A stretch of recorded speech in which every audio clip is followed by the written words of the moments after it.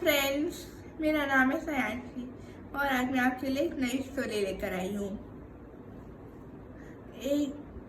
ये स्टोरी है गोल्डीडॉक्स and the three bears के बारे में। एक बार एक बच्ची थी जिसका नाम था गोल्डीडॉक्स और एक दिन उस बच्ची के घर पर एक बटरफ्लाई आई और वो उसका पीछा करते करते जंगल में चले गई और उसने इधर देखा उधर देखा बट उसे कुछ नहीं मिला। और फिर उसने देखा कि उसे एक घर देखा। उस घर में भालू रहते थे। उसे इस बारे में कुछ नहीं पता था, तो पहले उसने नॉक किया, हेलो क्या कोई घर में है? बट कोई जवाब नहीं आया। तो वो घर के अंदर गई और उसे भूख लग रही थी।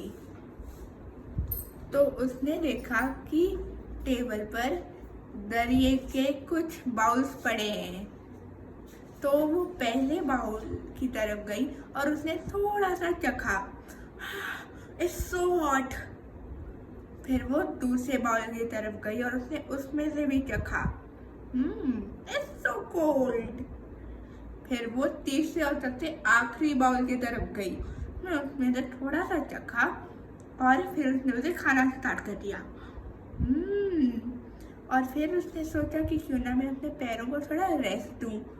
तो फिर उसे एक चेयर देखी और वो फर्स्ट चेयर पे गई। वो चेयर बहुत बड़ी थी। फिर वो सेकंड चेयर पे गई, वो चेयर भी बहुत बड़ी थी। फिर वो थर्ड चेयर पे गई, वो चेयर परफेक्ट थी।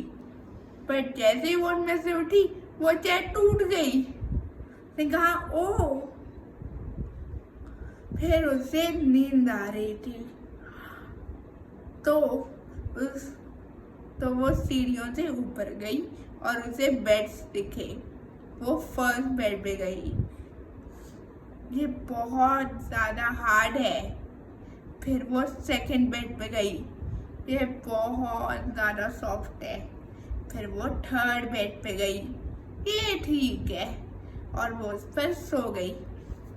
तभी भालू की फैमिली आई और पापा बेर ने कहा, किसी ने मेरे बाउल में से खाया था। मम्मा बेर ने भी कहा, किसी ने मेरे बाउल में से भी खाया। और बेबी बेर ने कहा, किसी ने मेरे बाउल में से खाया और उसने पूरा चट कर दिया। फिर वो तीनों गए कुर्सियों की तरफ। पापा बेर ने कहा, कोई मेरी कुर्सी पे बैठा था। मामा बेर ने कहा, कोई मेरी कुर्सी पे भी बैठा था। और बेबी बेर रोने लगा, कोई मेरी कुर्सी पे बैठा और उसने कुर्सी तोड़ दी। फिर वो तीनों अपने कमरे की तरफ गए और फिर पापा बेर ने कहा, मेरे बिस्तर पे कोई सोया था। मम्मा बेर ने कहा, मेरे बिस्तर पे भी कोई सोया था। और बेबी बेर ने कहा, मेरे बिस्तर पे कोई सोया था और अभी तक सो रहा है, देखो।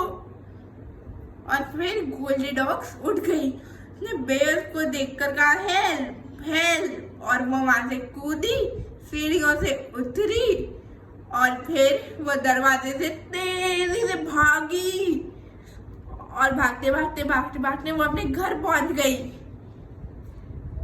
और फिर उसने कभी भी दोबारा जंगल में जाने की जिद नहीं की। इस कहानी से हमें ये शिक्षा मिल रही है कि हमें बिना बताए या बिना पूछे किसी के भी घर में नहीं जाना चाहिए। Bye friends.